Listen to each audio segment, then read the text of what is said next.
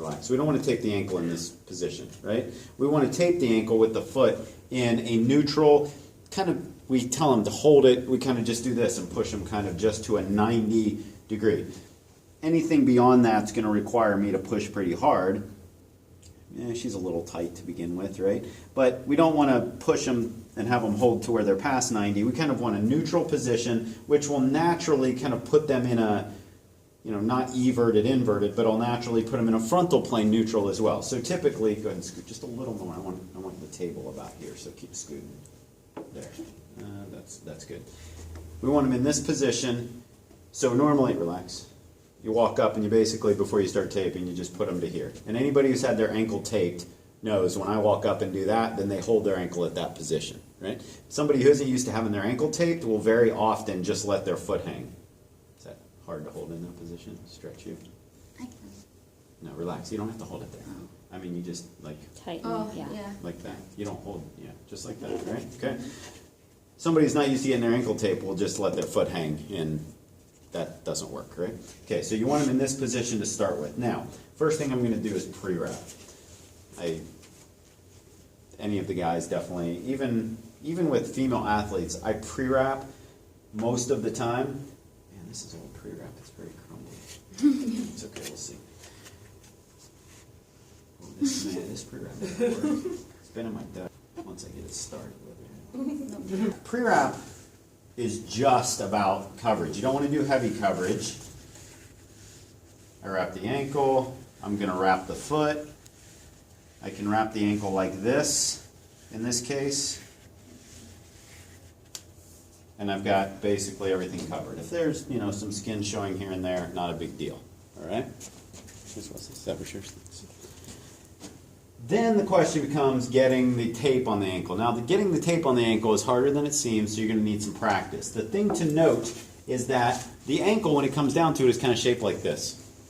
If I take the skinniest point, and that skinniest point will vary based on the individual's ankle, calf shape and foot shape, but if I find the skinniest point on the ankle and foot, and I hold this up, I see it's pretty much shaped like this. It starts as a cone that comes down towards skinny.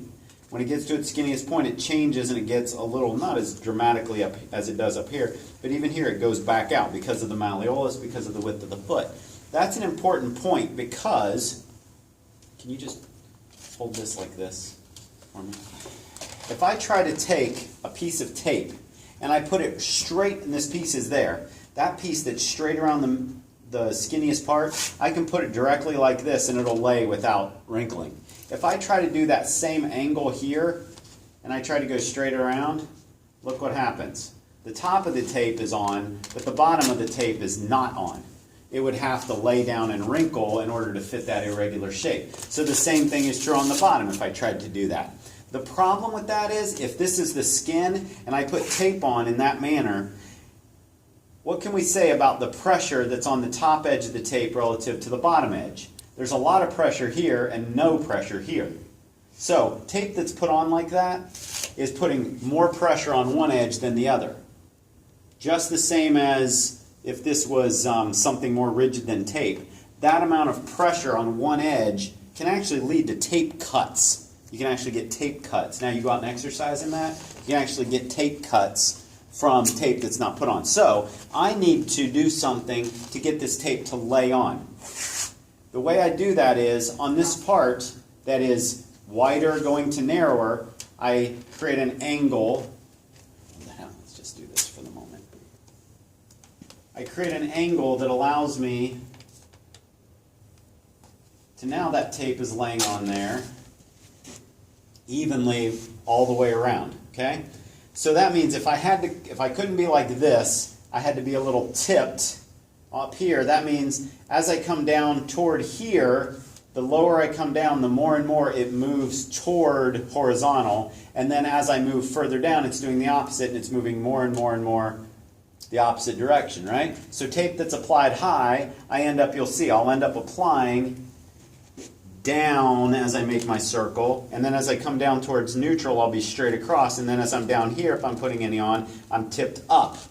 And it's because of this shape and my need to get the tape laying evenly on an irregularly shaped set of cones, right? Okay, even in this case, I'm going to do this. Typically, I wouldn't put my pre-wrap quite that high. What I would do is I'd start about here.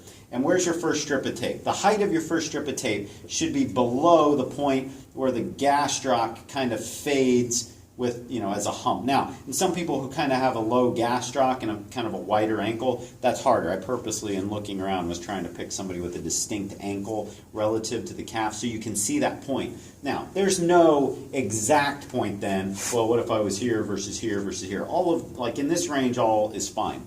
Then what I would do is once I decide I'm going to put my first strip here, I would normally put this first strip at least halfway onto the skin if possible. With guys, I don't do that, but with female athletes, I would start my pre-wrap a little lower typically so that my first strip, which is going to be about right here based on the shape of the calf, is half on.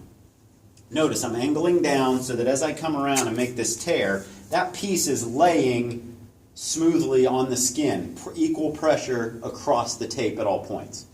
That's an anchor strip. I'm going to put about 3 anchor strips. In this case, I'm going to go ahead and do 4. Not necessarily need all those. But as I come down, I'm adjusting my angle a little bit, so that by the time I get here, this one could go straight around if I put another one, because I'm now to the skinniest point of her ankle. But there's my anchor strip. So first thing, anchor strips.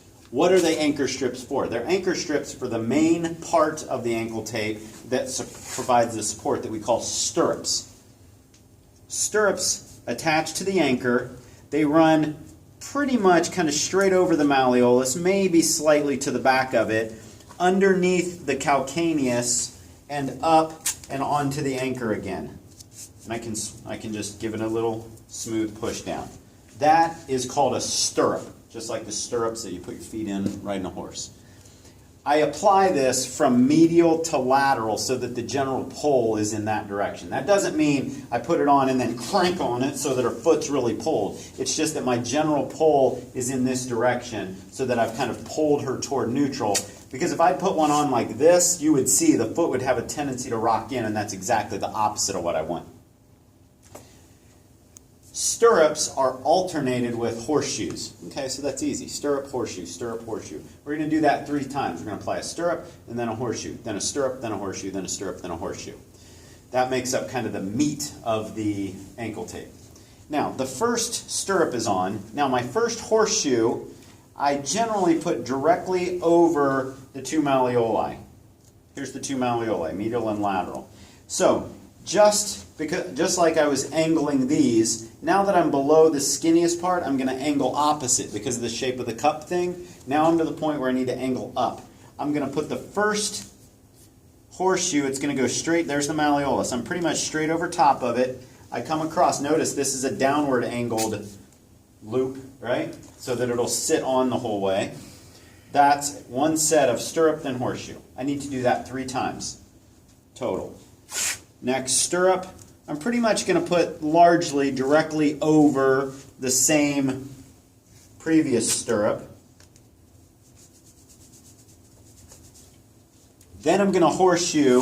One horseshoe is going to go halfway above, and the next one's going to go halfway below. It doesn't matter. You can go above, then below, or below, then above. But the point is, the next horseshoe is going to overlap by half the previous horseshoe. And again, I match my angle so that, especially back here over the Achilles, as I bring it around, nothing worse than having it go over the Achilles uneven so that there's more pressure on one side than the other. That's going to give you a tape cut.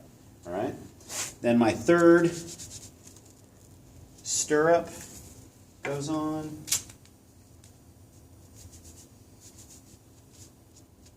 Then my third horseshoe. Now, I put the first one straight on, second one halfway below. This one's going to go then halfway above. Okay, 3 stirrups and 3 horseshoes. That's the easy part. I'm going to put on what I call heel locks. Now, heel locks lock the heel, meaning I'm trying to take the heel and push it up in here, because remember the bony makeup of the calcaneus and the talus fitting up into the mortise. So if I can take those and kind of push them up in there, not to the point that I jam them up in there and create a syndesmosis sprain, obviously, but we talked about how the ankle was more stable in this kind of neutral, packed position than with the toe down in a plantar flex position because of the shape of the talus and then the calcaneus pushing up against it. So I'm going to end up doing a heel lock. The heel lock, I'm going to go ahead and tape it, and then I'm going to show you why I created this strip, which you might want to create a strip like this for practice. The heel lock starts on top of the foot. It goes under the heel, behind the ankle, and it ends where it started. There's one. That went in first. Now a heel lock's not completed until it has a partner. The partner goes the opposite direction. I start on top of the foot, I go down behind the heel, back up, and I end where I started. All of these strips I can end where I started, or close. I mean, not like exactly, but that helps you remember how they run. Start, go under, behind, end where I started. And then I go the opposite side. Now, that is one, we could call that a set of heel locks. You need at least two, typically when you're taping an ankle. For a bigger person, I might put 3. For a smaller female, I just put 2. So that much, that's one pair. I'd put another pair. Now, I can do that. I don't suggest you do this, but when I'm doing this, I can do this all at once without tearing and put a set on each side. So here, watch. I'm going to go underneath, behind. I could tear there, or I can now do the other side and then end in one continuous piece. You should tear. Okay? You should tear in between each one, because getting to the point where you can do that angle takes a lot of practice. I mean, you probably need to get to the point where you've taped 500 ankles before you can really do all the fancy flip, flip, flip and get it all in one in a lot of continuous. If you watch an athletic trainer who tapes